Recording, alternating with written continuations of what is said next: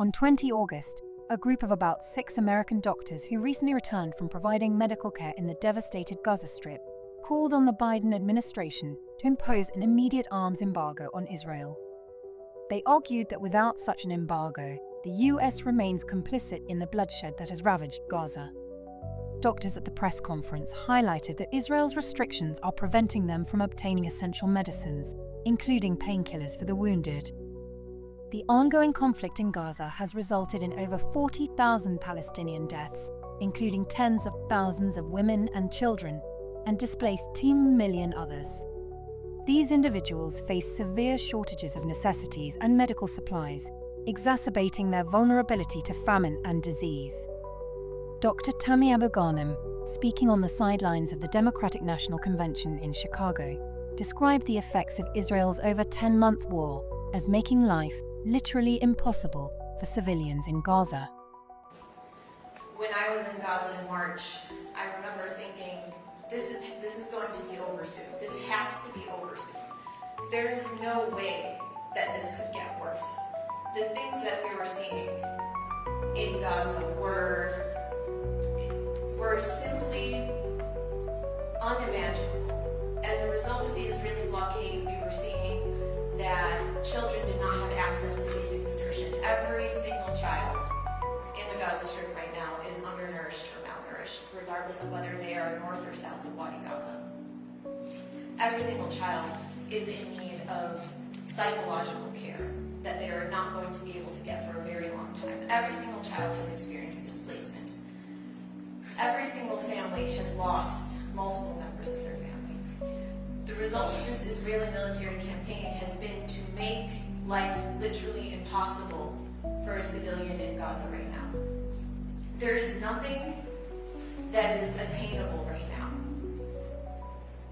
Children are standing in line with their grandparents trying to get water every single morning, trying to get bread, and trying to figure out what the rest of the day is going to consist of. And that instability that's been created by Israel's military campaign has resulted in severe psychological stress, but also social stress. So when I returned to Gaza about a month ago,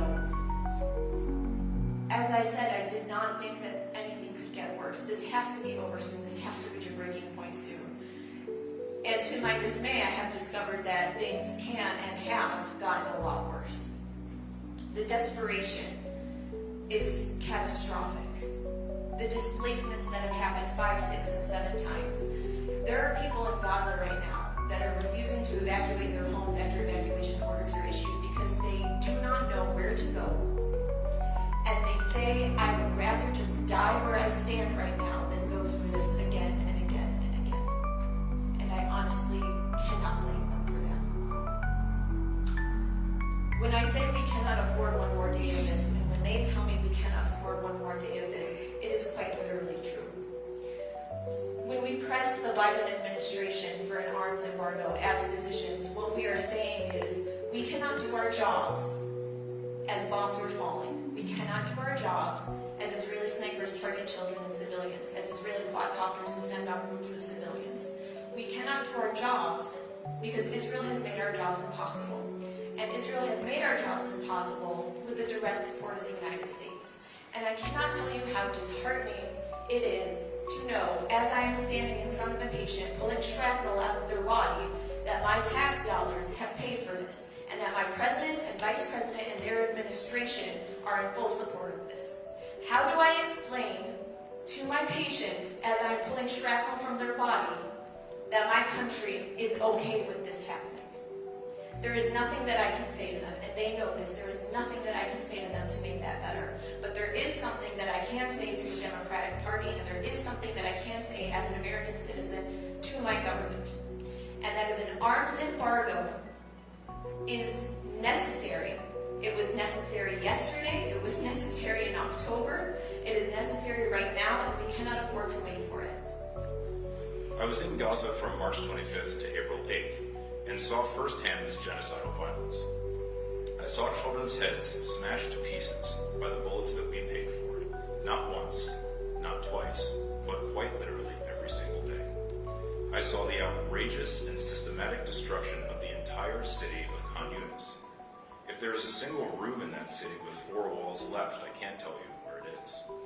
I saw mothers mix what little formula they could find with poisoned water to feed their newborns because they were so malnourished themselves that they could not breastfeed. I saw children who cried out not because of pain, but because they wished they had died along with their families instead of being burdened with the memory of their siblings and their parents, charred and mutilated beyond recognition, and all, of course, with American ordnance. I just returned from Ghana and Burkina Faso. Even in Burkina, which is one of the poorest and most isolated places in the world, as soon as I mentioned Gaza, people asked, why is America doing this? Why is America helping Israel to demolish an entire society, to cut down children by the tens of thousands, to starve, to torture, and as we've seen in the past few weeks, even to commit gang rape? In the simple fashion of a genuinely confused person, more than once I heard the question, wouldn't it be better not to do these things? And my answer is yes, as a physician and as an American. It would be better not to do these things.